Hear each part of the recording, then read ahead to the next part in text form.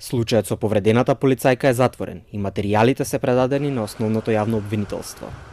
Ова денес го соопшти министерот Оливер Спасовски, кој при тоа рече дека е поднесена прекршочна пријава за високиот функционер на ДУИ, Бекир Асани, поради нарушување на јавниот ред и мир и омаловажување на полицајката која била на службена должност. Завчера веднаш на случувањето на настанот, целиот настан со службен материјал, со службени белешки и од полицајецот кој постапувал и од колегите кои што биле на местото на настанот, е затворен тој случај и целиот тој материјал е предаден во основното јавно обвинителство, а воедно е поднесена и прекршочна пријава за омаловажување на полицајката која што беше.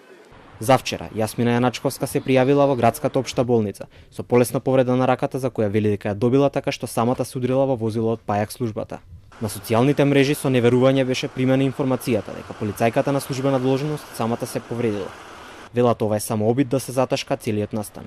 Според официјалните информации, високиот функционер на ДУИ, Бекир Асани, имал вербална расправија со Јаначковска додека таа била на должност, после што, повлекувајќи се после расправијата, самата се повредила.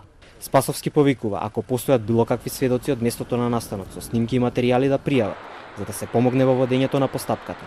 Министерот имаше и свое обраќање пред новата класа полициски службеници, кои беа промовирани напладне во Центарот за обука во Идризово.